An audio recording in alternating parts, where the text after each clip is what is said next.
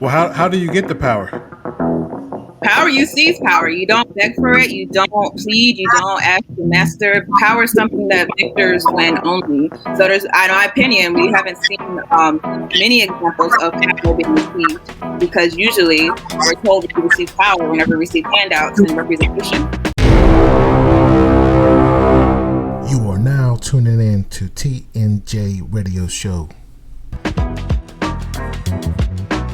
Now, and we're going to come back to America in a second, but this is an interesting thing. Yeah, she's killing it right now. If they have a democracy over there, and whenever I say democracy, I think of mob rules. Pretty much, if you're on the same page, you can get whatever you want, except for in the instance of if the military just says, all right, we're not going to listen to you. They flex their power, like you had said. But as of right now, why doesn't South Africa, those who are oppressed, vote in whomever, represents their interests? So I think that's the reason why after decolonization, whenever Africa was supposedly going to be freed from their colonial masters, the requirement was that you institute a democracy. Because if we're honest about the way the democracy operates, let's just take America, for example, you have politicians on both sides and they're all funded by corporate funders. So if you're having this idea that everyone's going to vote for whoever they want, but we know in reality the people are chosen based on their affiliations with different corporations and the deals that they make with those corporations, then we understand that we're really not choosing anyone. Think about Obama, the quintessential black president and whatnot. He had a lot of corporate funders. So while he was majority elected by black people, what he did was rolling everything, made some symbolism. So that's what happens inside of this idea of democracy. And you see the same thing in African governments. So for example, a prevalent thing that you'll see as a neo-colonialism is you'll have a democracy, people are voting, but let's say France is in the background making deals with your leaders, so they're able to bribe them. I'll give you $5 million, just give me unfettered access to your mind.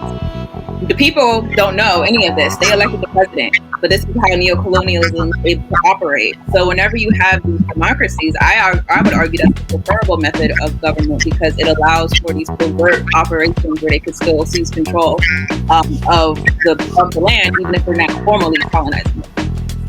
So what you're saying, there's a lot of crooked stuff going on behind the scenes, but would you say Mandela fit into that category? I love a lot of things about Mandela, and I try to be very calculated when I criticize people who gave their lives for the struggle, because most of us would not do that. So that first has to be said. But I think many South Africans would agree that in some ways he sold them out. And he basically accepted terms that had no material benefit to the masses of African people.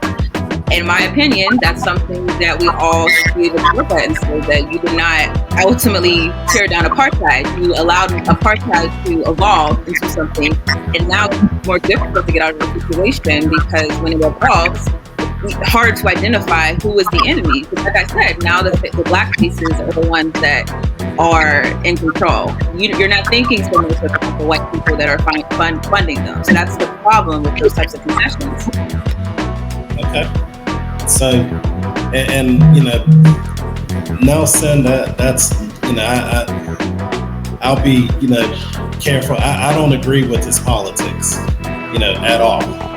But what was that? I said which ones? Most of the socialist,